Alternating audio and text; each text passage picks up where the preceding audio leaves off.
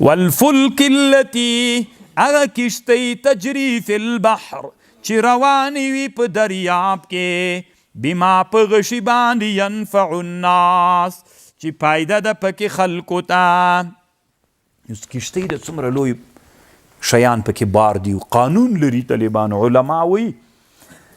د اوبو قانون دا ده، یو شی راواخله طالبانو، مثلا دا کتاب راواخله، دا کتاب د چې راواخیسته همدومره یو پلاستیک راواخله، له اوبو نه یې ډکه بیا له دې سره وتله، کتاب به دروند سي که اوبه؟ ما به له ځانه به خبرې نه کوئ، اوبه به دروند سي که دا کتاب نه درندېږي، اوبه نه درندېږي. طالب دومره نری اوبه چې راواخلي که نه همدومره چې هغې حجم یې همدومره یو د کتابو سره وتلې، څوک درندېږي؟ کتاب درندېږي.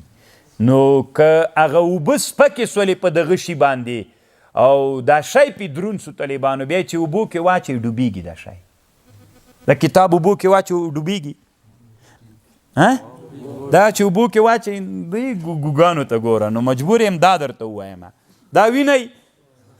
همدومره پلاستیک راواخلي، همداسې اوبو نه یې ډک کړئ، هغه درونده که دا درونده بیا سره وتلی، دا دروند سو. نو قانون دا د طالبانو چې اوبو ته ور واچوي دا ډوبېږي، که هغه اوبه پې سپکې سوې دا دروند سو بیا دا شی اوبه ډوبوي، او که عکس دا سپک سو بل شی راواخلی، داسې شی ماته پخوانی ټوپ راواخلی، ټوپ خو پیژنئ، ټوپ راواخلی دومره غاټ ټوپ یا بوغی پخوانی راواخلی، همغومره اندازه که درته اوبه ورسره هغه کیه وتلی، پخوانی یو طرف کې کېدی اوبه نه همغومره ډېرې اوبه لکه دا چې پړسېدلې دغومره اوبه سره وتللې، بیا څوک درنده سو، نو بیا دا شی اوبه نه ډوبوي، ډوبوي پخوانی. او که مساوي ول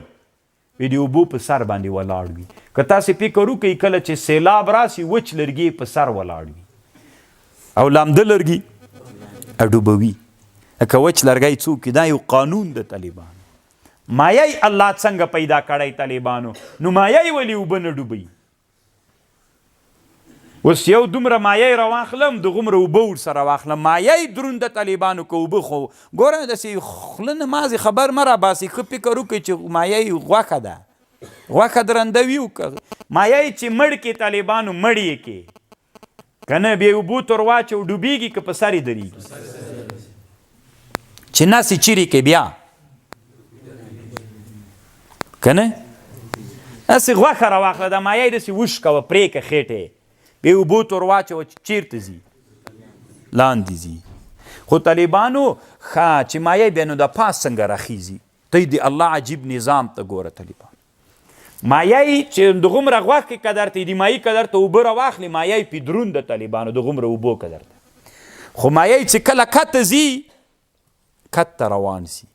هلته چې بیرته غواړي چې پورته راوخیږي بیا الله د ده رعا هغه پړپوس یې څه د طالبانو هغې کې هوا دی جمع کي، هوا جمع کي غټ سي، دومره اندازه که درته سي چې بیا د ده جسم راواخلي او اوبه راواخلي بیا اوبه په ده څوک کي،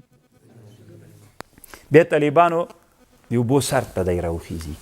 عمره عجیب نظام. نو خدای وایي چې خو هلته کېږي چې الله تا ته وایي